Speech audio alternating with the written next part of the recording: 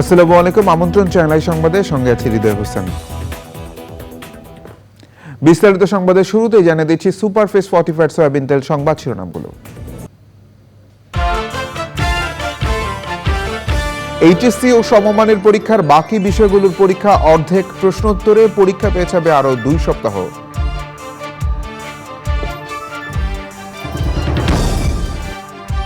হত্যা মামলায় সাবেক মন্ত্রী দীপুমণি ও সাবেক উপমন্ত্রী জয়কে 10 দিনের রিমান্ডে নিতে পুলিশের আবেদন, আদালতে হাজির কিছুক্ষণের মধ্যে। শেখ হাসিনাকে আইনের আওতায় আনতে সহায়তার জন্য ভারতকে বিএনপির আহ্বান, অন্তর্বর্তী সরকারের কর্মকাণ্ডের প্রশংসা। বুধবার বাংলাদেশ ক্রিকেট বোর্ডের সভা, ভার্চুয়াল পরিসরে যোগ দিয়ে পদত্যাগ করতে পারেন সভাপতি নাজমুল হাসান।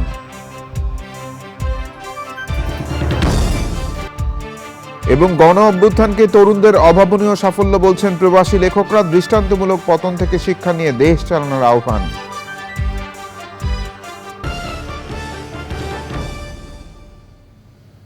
সংবাদ শিরোনামগুলো জানাচ্ছিলাম। এখনকার সংবাদ আয়োজন একই সঙ্গে চ্যানেল আই ইউটিউব চ্যানেল এবং channel I OTT platform I স্ক্রিনে লাইভ স্ট্রিম হচ্ছে।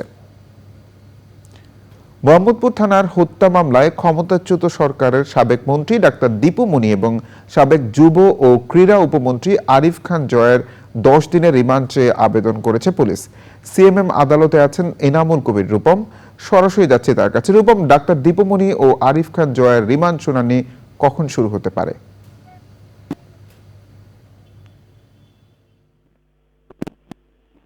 ঢাকার সিএমএম আদালতে তাদেরকে হাজির করা হবে।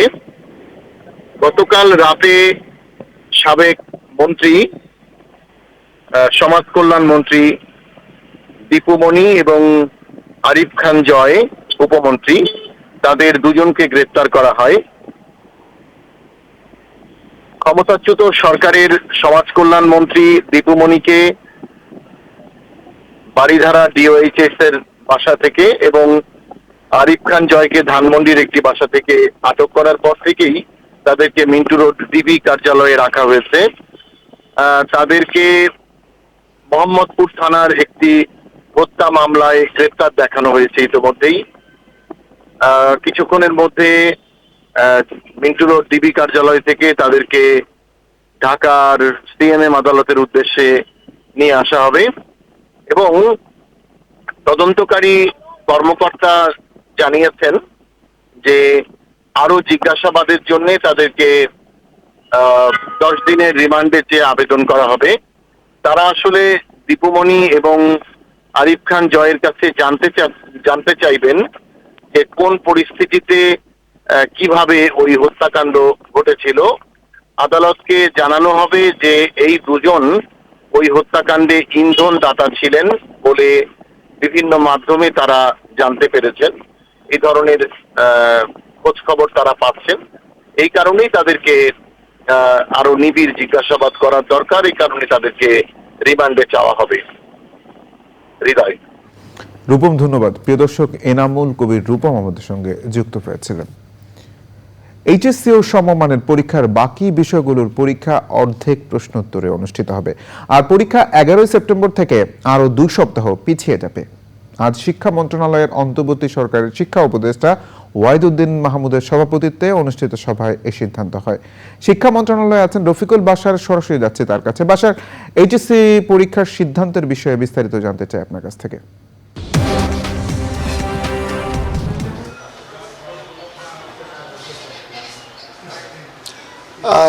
ধন্যবাদ। আপনি যেমনটি বলছিলেন যে শিক্ষা উপদেষ্টার সভাপতিত্বে যে একটা বৈঠক অনুষ্ঠিত হয়েছে, সেখানে এইচএসসি পরীক্ষা পিছিয়ে দেওয়া হয়েছে। 11ই আগস্ট থেকে যে পরীক্ষা হওয়ার কথা ছিল তা 2 সপ্তাহ পিছিয়ে দেওয়া হয়েছে।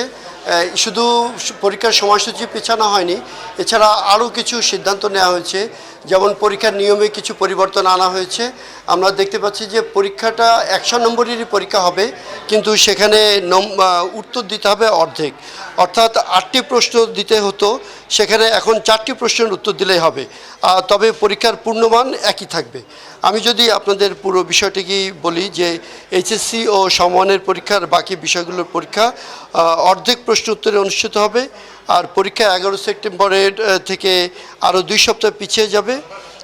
আজকে এই যে অন্তর্বর্তীকালীন সরকারের উপদেষ্টা ওয়াহিদুদ্দিন মাহমুদের সভাপতিত্বে যে বৈঠক হয়েছে, সেই বৈঠকে আপনার ঢাকা শিক্ষা বোর্ডের চেয়ারম্যান তপন কুমার সরকার সহ অন্যান্যরা উপস্থিত ছিলেন। তারা মিলে এই সিদ্ধান্ত নেবেন এবং আমরা কিছুক্ষণ আগে উপদেষ্টা মহোদয়ের সাথে কথা বলেছি। উনি বলেছেন যে বিস্তারিত বিষয়টি আমরা আরও একটু পরে জানানো হবে সংবাদ বিজ্ঞপ্তির মাধ্যমে, এবং আগামীকালকে উনি প্রেস কনফারেন্স করে সাংবাদিক সম্মেলন করে আরও বিস্তারিত সব কিছু জানাবেন। শুধু পরীক্ষার এই দুটো বিষয়ে দুটো সিদ্ধান্ত আমরা পুরোপুরি বিষয় নিশ্চিত হয়ে জানতে পেরেছি যে পরীক্ষা হবে অর্ধেক নম্বরে, কিন্তু অর্ধেক পুরো নম্বরে পরীক্ষা হবে, কিন্তু উত্তর দিতে হবে অর্ধেক, আর পরীক্ষা 2 সপ্তাহ পিছিয়ে গেছে। এছাড়া আরও যেসব সিদ্ধান্তগুলো নেওয়া হয়েছে সেসব সিদ্ধান্তগুলো আমরা আরও কিছুক্ষণ পরে জানতে পারবো, তখন আপনাদেরকে পুরোপুরি বিস্তারিত সিদ্ধান্তগুলো জানিয়ে দেব। এই ছিল আপনার কাছে শেষ খবর। বাশার, ধন্যবাদ। প্রিয় দর্শক, সচিবালয় থেকে আমাদের সঙ্গে যুক্ত হয়েছিলেন রফিকুল বাশার।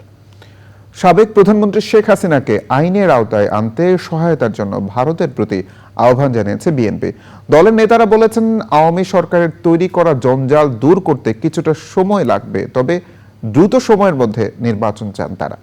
চিকিৎসার জন্য বিএনপি চেয়ারপারসনের বিদেশে যাওয়া প্রসঙ্গে তার চিকিৎসক জানিয়েছেন, বেগম জিয়া বিমানে চড়ার মতো ফিটনেসের অপেক্ষা করা হচ্ছে। রাহুল রায় রিপোর্ট। কদিন আগেই স্থায়ী কমিটির সদস্য হয়েছেন বিএনপির 2 নেতা, অবসরপ্রাপ্ত মেজর হাফিজউদ্দিন আহমেদ এবং চিকিৎসক AZM জাহিদ হোসেন। তাদের নিয়ে দলের প্রতিষ্ঠাতা ও সাবেক রাষ্ট্রপতি জিয়াউর রহমানের কবরে শ্রদ্ধা জানান বিএনপি মহাসচিব। পরে রাজনৈতিক বিভিন্ন ইস্যু নিয়ে কথা বলেন তিনি। শেখ হাসিনার এই ফ্যাসিবাদী শাসন বাংলাদেশের স্বাধীনতাকে দুর্বল করে দিয়েছে, অগ্রগতি যাত্রাকে ব্যাহত করেছে। সেই ব্যক্তিকে আজকে এইভাবে ভারতে আশ্রয় দিয়ে ভারত তার যে কমিটমেন্ট টুয়ার্ডস ডেমোক্রেসি, এটা ভারত রক্ষা করেছে বলে মনে হয় না। আমাদের তাই আহ্বান থাকবে ভারতের কাছে যে আপনারা তাকে আইনানুগ ভাবে আইনের কাছে বাংলাদেশের সরকারের কাছে তুলে দেন, এবং দেশের মানুষ যে সিদ্ধান্ত দিয়েছে সেই সিদ্ধান্ত হচ্ছে তার বিচার করা, সেই বিচারের সম্মুখীন তাকে হতে দেন। সদ্য স্থায়ী কমিটির সদস্য হওয়া 2 নেতা দলকে সুসংগঠিত করার কথা বলেন। চিকিৎসার জন্য বিএনপি চেয়ারপারসন বেগম খালেদা জিয়ার বিদেশে যাওয়া নিয়ে কথা বলেন তার চিকিৎসক। এই মুহূর্তেও এবার কেয়ার হসপিটালে চিকিৎসাধীন আছে। আপনারা দেখতে পাবেন কখন কোথায় কোন দেশে উনি চিকিৎসার জন্য যাবেন, কারণ উনি তো অসুস্থ। ওনার তো যাওয়ার মতো, ফ্লাই করার মতো যে সুস্থতা, সেটি মেডিকেল বোর্ড যখন ফিল করবে, পরামর্শ দিবে, তখনই যাওয়ার ব্যাপারে সিদ্ধান্ত হবে। আগামী দিনগুলোতে বাংলাদেশে যেন গণতন্ত্র কেউ ব্যাহত না করতে পারে, সাধারণ মানুষের মানবাধিকারকে কেউ যেন লঙ্ঘন করতে না পারে, সেজন্য বিএনপি এবং ছাত্র জনতা, সর্বস্তরের জনতা আমরা একসাথে কাজ করব। বিএনপি নেতারা আশা করেন সব ক্ষেত্রে সংস্কারের মধ্য দিয়ে গণতন্ত্রের পথ সুগম হবে। রাহুল রায়, চ্যানেল আই, ঢাকা। সংবাদের এই পর্যায়ে বিরতি নিচ্ছি। আর বিরতির পর আবার আমন্ত্রণ চ্যানেল আই সংবাদে।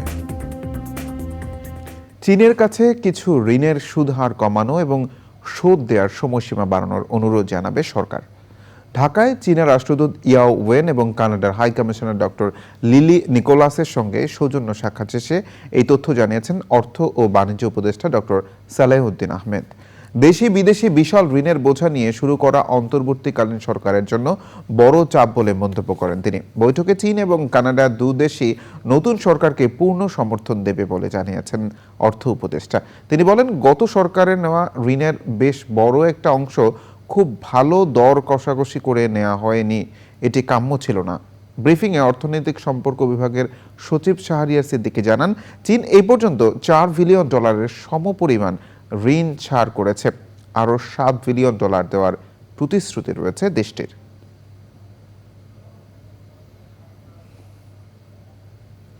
গাজীপুর সিটি কর্পোরেশনের প্রশাসক হিসেবে দায়িত্ব নিয়েছেন ঢাকা বিভাগীয় কমিশনার মোহাম্মদ সাবিরুল ইসলাম। নগর ভবনে আনুষ্ঠানিকভাবে দায়িত্বভার নিয়েছেন তিনি। এরপর কর্মকর্তাদের সঙ্গে মত বিনিময় করে সিটি ভবন পরিদর্শন করেন তিনি। প্রশাসক সাবিরুল ইসলাম বলেছেন, অন্তর্বর্তী সরকার দুর্নীতিমুক্ত ও বৈষম্যহীন রাষ্ট্র গঠন করতে চায়।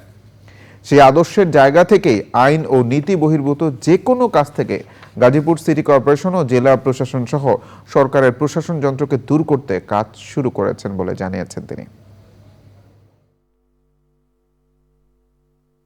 ইতিমধ্যেই আমরা গাজীপুর সিটি কর্পোরেশনের সকল কর্মকর্তা এবং কর্মচারীদের সাথে ইতিমধ্যে সভা করেছি। বর্তমান সরকার একটা দুর্নীতিমুক্ত বৈষম্যমুক্ত রাষ্ট্র গঠন করতে চায় এবং সরকারের সেই আদর্শের জায়গা থেকে আইন বহির্ভূত নীতি বহির্ভূত যে কোনো ধরনের কার্যক্রম থেকে গাজীপুর সিটি কর্পোরেশন তথা গাজীপুর জেলা প্রশাসন তথা সরকারের সার্বিক প্রশাসন যন্ত্রকে দূর করার জন্য আমরা ইতিমধ্যেই কিন্তু কাজ শুরু করে দিয়েছি। বাংলাদেশে সাম্প্রতিক গণ অভ্যুত্থানের বিষয়টিকে তরুণদের অভাবনীয় সাফল্য হিসেবে দেখছেন প্রবাসী লেখকরা। একে দৃষ্টান্তমূলক উল্লেখ করে তারা বলেছেন, এখান থেকে শিক্ষা নিয়ে বর্তমান ও ভবিষ্যতের শাসকদের পথ চলতে হবে। চ্যানেল আইকে দেওয়া সাক্ষাৎকারে এসব কথা বলেন লেখক ফাহাম আব্দুস সালাম ও সাফকাত রাব্বি। পরাগাজিমের রিপোর্ট। কোটা সংস্কার আন্দোলন দিয়ে শুরু হলেও পরবর্তীতে ছাত্র জনতার গণ অভ্যুত্থানে 5ই আগস্ট ক্ষমতাচ্যুত হয় শেখ হাসিনা সরকার। দেশের মানুষের পাশাপাশি প্রবাসীরাও সরকার বিরোধী আন্দোলনে অংশ নেন বিক্ষোভ ও লেখালেখির মাধ্যমে। বিগত সরকারের দুর্নীতি ও অপশাসনের বিরুদ্ধে সামাজিক যোগাযোগ মাধ্যমে সোচ্চার ছিলেন অনেক প্রবাসী।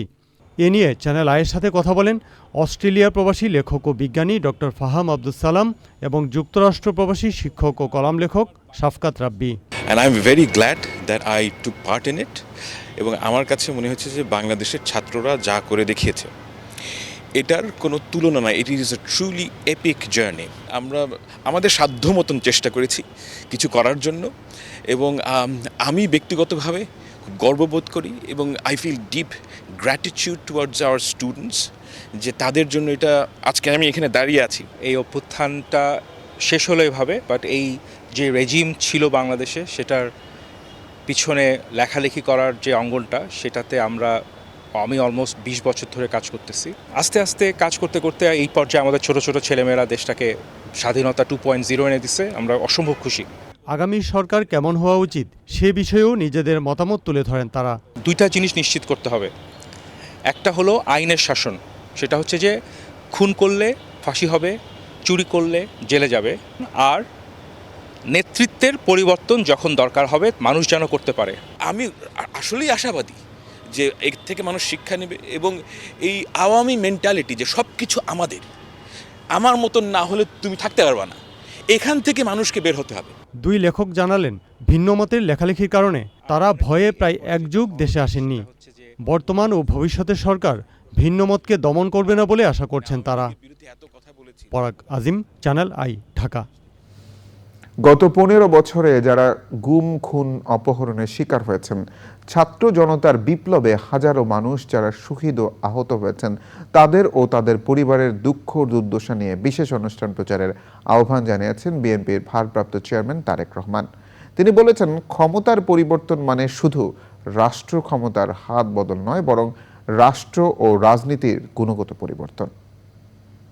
বাংলাদেশের পক্ষে শক্তির কাছে, গণতান্ত্রিক শক্তির কাছে আমার বিনীত আহ্বান, আপনারা পরাজিত অপশক্তির পাতা ফাঁদে পা দেবেন না।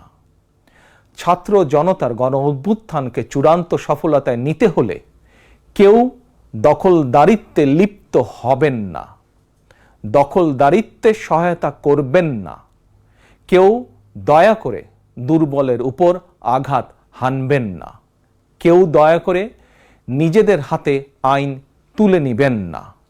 প্রতিশোধ, প্রতিহিংসা নয়। আসুন কার্যকর রাষ্ট্র সংস্কার নিশ্চিত করতে তারুণ্যের কাঙ্ক্ষিত একটি বৈষম্যহীন গণতান্ত্রিক রাষ্ট্র নির্মাণ করতে আমরা প্রত্যেকেই যিনি যার অবস্থান থেকে আরও দায়িত্বশীলতার পরিচয় দেই।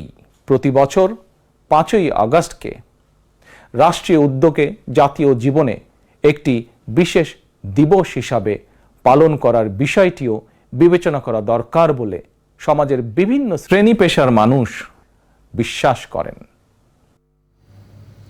কলেজ শিক্ষার্থী মোসাররাত জাহান মুনিয়াকে ধর্ষণ ও হত্যা মামলা থেকে বসুন্ধরা গ্রুপের ব্যবস্থাপনা পরিচালক সায়েম সোবহান আনভির সহ ৮ জনের অব্যাহতির প্রতিবাদ জানিয়েছে মুনিয়ার পরিবার। সংবাদ সম্মেলনে তারা জানান, মুনিয়াকে মেরে ফেলার পর গুলশান থানায় মামলা করতে গেলে মামলা নেওয়া হয়নি।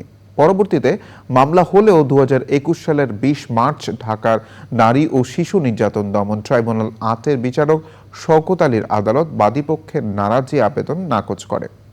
পুলিশ ব্যুরো অফ ইনভেস্টিগেশনের দেওয়া চূড়ান্ত প্রতিবেদনের ভিত্তিতে আনভির সহ সব অভিযুক্তকে অব্যাহতি দেয়। 2021 সালের 26শে এপ্রিল গুলশান 2-এর 120 নম্বর সড়কের একটি ফ্ল্যাট থেকে মুনিয়ার মরদেহ উদ্ধার করা হয়। এ ঘটনার রাতেই মুনিয়ার বড় বোন নুসরাত জাহান বাদী হয়ে আত্মহত্যার প্ররোচনার অভিযোগ এনে বসুন্ধরা ব্যবস্থাপনা পরিচালক সায়েম সোবহান আনভিরকে আসামি করে মামলা করেন। তবে আনভিরের বিরুদ্ধে অভিযোগ প্রমাণ হয়নি বলে আদালতে চূড়ান্ত প্রতিবেদন দাখিল করে পুলিশ। আনভির যদি খুন না করে 100 কোটি টাকা দিবে কেন? আমার সেই মগজ আছে নেয়ার, আমি নিব না। আমাকে মেরে ফেলতে পারবে কিন্তু বিক্রি আমি হব না। আমার বোনেরটা ছিল ভুল, আপনারা যেটা করছেন সেটা অন্যায়। আমি যেটা করছি, আমরা সবাই যারা করতেছি এখন, সেটা অন্যায়। সে ভুল করতে পারে, সে অন্যায় করে নাই, আপনারা ওরে ক্ষমা করা উচিত। এখন পর্যন্ত দেখতেছেন আমি আদালতে দুয়ারে দুয়ারে, আমার কত থ্রেট, হুমকি, কত কিছু, এগুলো আপনাদেরকে একটু বিবেক নাড়া দেয় না? যারা তদন্ত রিপোর্ট দিয়েছে তারা ম্যানেজ হয়ে গেছে এবং কোর্ট ব্যবস্থা তারাও ম্যানেজ হয়ে গেছে। কে ম্যানেজ করছে? আপনি জানেন, এই যে কুখ্যাত আনিসুল হক আইনমন্ত্রী, তার চেম্বার বাংলাদেশের বিচার ব্যবস্থা ধ্বংস করেছে। উত্তর বঙ্গোপসাগর এলাকায় মেঘমালার প্রভাবে দেশের উপকূলীয় এলাকা এবং সমুদ্র বন্দরের উপর দিয়ে দমকা ও ঝোড়ো বাতাস বয়ে যাবার আশঙ্কা করছে আবহাওয়া অধিদপ্তর। চট্টগ্রাম, কক্সবাজার, মংলা ও পায়রা সমুদ্র বন্দরকে 3 নম্বর স্থানীয় হুঁশিয়ারি সংকেত দেখিয়ে যেতে বলা হয়েছে। আবহাওয়া অফিস জানিয়েছে, বাংলাদেশের দক্ষিণ ও গাঙ্গেয় পশ্চিমবঙ্গ এলাকায় তৈরি লঘুচাপটি বর্তমানে বাংলাদেশের মধ্যাঞ্চল ও এর আশপাশের এলাকায় অবস্থান করছে। এর প্রভাবে গভীর সঞ্চালনশীল মেঘ তৈরি অব্যাহত রয়েছে। যুক্তরাষ্ট্রের শিকাগোতে ডেমোক্রেটিক ন্যাশনাল কনভেনশন বিদায়ে ভাষণ দিলেন প্রেসিডেন্ট জো বাইডেন। তিনি বলেছেন, মার্কিনীদের গণতন্ত্রকে রক্ষা করতে হবে। সাবেক প্রেসিডেন্ট ও রিপাবলিকান প্রার্থী ডোনাল্ড ট্রাম্পকে নির্বাচনে পরাজিত করার এখনই উপযুক্ত সময়। অশ্রুসিক্ত বাইডেন বলেন, ডেমোক্রেট ও তাদের সমর্থকরা আমেরিকার আত্মাকে রক্ষায় লড়াই করছে। যুক্তরাষ্ট্রের শক্ত গণতন্ত্রের ভিতকে আরও মজবুত করতে ডেমোক্রেট দলের প্রেসিডেন্ট পদপ্রার্থী কমলা হ্যারিসকে নির্বাচনে জয়ী করার বিকল্প নেই। বাইডেনের ভাষণের সময় ছিলেন প্রেসিডেন্টের পদে ডেমোক্রেট প্রার্থী কমলা হ্যারিস ও বাইডেনের স্ত্রী জিল বাইডেন। কনভেনশনে কমলা হ্যারিসকে সমর্থন জানান সাবেক মার্কিন পররাষ্ট্রমন্ত্রী হিলারি ক্লিন্টন। জো বাইডেনের ভাষণ চলার সময় কনভেনশন ভেন্যুর বাইরে হাজারো মানুষ গাজায় মার্কিন নীতির প্রতিবাদে বিক্ষোভ করেন। গাজায় মুহুর্মুহু হামলা চালাচ্ছে ইসরায়েল। ইসরায়েলি বাহিনী জানিয়েছে, মধ্য গাজার দের এল বালা এলাকায় অভিযান জোরদার করা হয়েছে।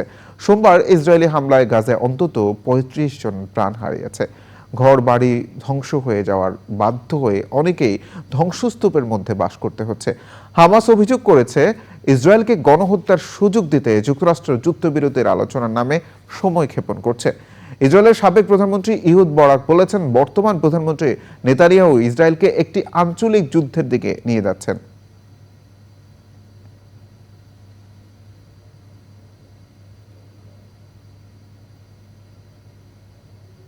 এবার নিটোল টাটা কৃষি সংবাদ।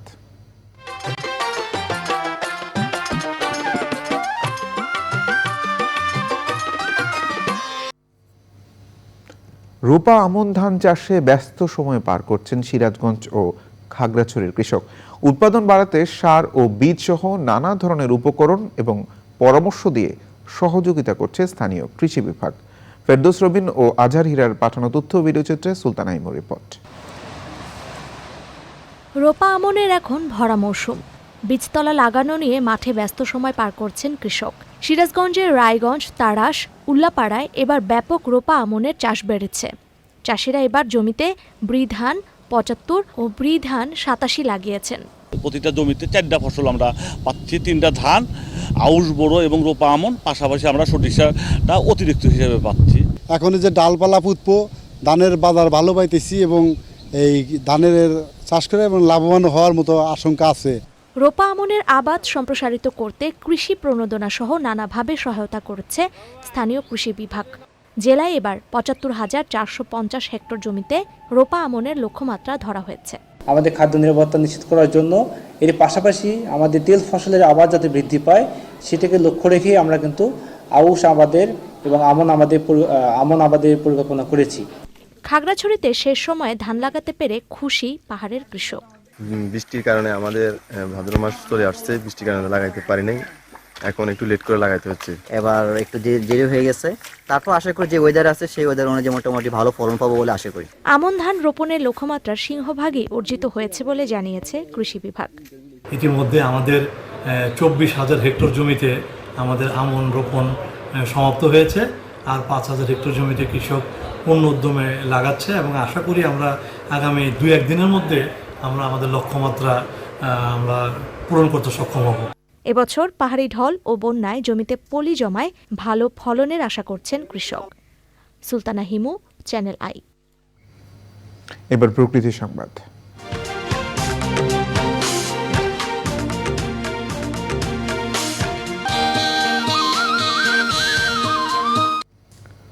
পাহাড় কাটা আর অপরিকল্পিত নগরায়ন সহ বিভিন্ন কারণে কক্সবাজারের হোটেল মোটেল জোনে জলাবদ্ধতা সৃষ্টি হচ্ছে। এতে বিপর্যয়ের মুখে পড়েছে পর্যটন শিল্প। সমস্যা সমাধানে পরিবেশ বান্ধব উন্নয়নের পাশাপাশি পাহাড় কাটা বন্ধে দ্রুত উদ্যোগ নেয়ার তাগিদ পরিবেশবাদীদের।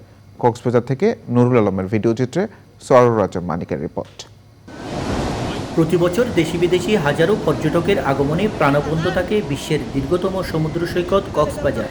পর্যটনকে কেন্দ্র করে নির্মিত হয়েছে 450-রও বেশি হোটেল মোটেল গেস্ট হাউস আর 350-রও বেশি রেস্টুরেন্ট। তবে বর্ষা মৌসুমে হোটেল মোটেল জোনে ভয়াবহ জলাবদ্ধতা দেখা দেয়।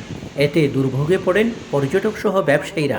মেন পুলগুলি ঘটছে, এই মেন পুলগুলি নিজ হওয়ার কারণে এই আমরা জলাবদ্ধ সৃষ্টি হচ্ছি। আর একটা বিশেষ করে আমাদের যে ড্রেনটা ছিল আপনার কোকের সামনে থেকে, জেলা প্রশাসনের সামনে থেকে একদম নাজিরহাট পর্যন্ত, ওই ড্রেনটা না থাকার কারণে আমরা এটার ভুক্তভোগী। পাহাড় কাটা আর অবকাঠামো নির্মাণে কোনো নিয়ম নীতি না মানায় ভেঙে পড়েছে শহরের ড্রেনেজ ব্যবস্থা। কলাতলি থেকে নাজিরহাট পর্যন্ত এই ড্রেন যদি এক্সকাভেশন না করে, এটার ওয়েটিং যদি না বাড়ায়, এটার প্রশস্ততা এবং গভীরতা যদি বৃদ্ধি না করে, তাহলে এই জলাবদ্ধতা থেকে মুক্তির কোনো বিকল্প নেই। পরিবেশ বান্ধব পর্যটন নগরী গড়ে তোলার পাশাপাশি পাহাড় খেকুদের বিরুদ্ধে ব্যবস্থা নেওয়া জরুরি বলছেন পরিবেশবিদরা। দুষ্কৃতিকারীদের পাহাড় কাটা এবং এই যে পানি নিষ্কাশনের সুন্দর ব্যবস্থা না থাকা, অপরিকল্পিত ব্যবস্থা, পরিকল্পনা মতো সব কিছু যদি হয় তাহলে এই দুর্ভোগ থেকে পর্যটকরা রক্ষা পাবে। পর্যটন শিল্পের বিকাশ ও অর্থনৈতিক উন্নয়ন ধরে রাখতে সমন্বিত পদক্ষেপে জোর দেওয়ার পরামর্শ সংশ্লিষ্টদের। পাহাড় কাটা সহ নানা কারণে এই পর্যটন জোনে জলাবদ্ধতার সৃষ্টি হয়, আর এই জলাবদ্ধতা দূরকরণের জন্য প্রয়োজনীয় উদ্যোগ নেওয়ার কথা বলছেন পরিবেশবিদরা। তারা বলছেন এখানে টেকসই ও পরিকল্পিত উন্নয়ন প্রয়োজন। কক্সবাজারের হোটেল মোটেল জোন থেকে সরওয়ারাজ মানিক, চ্যানেল আই। এবার খেলার খবর।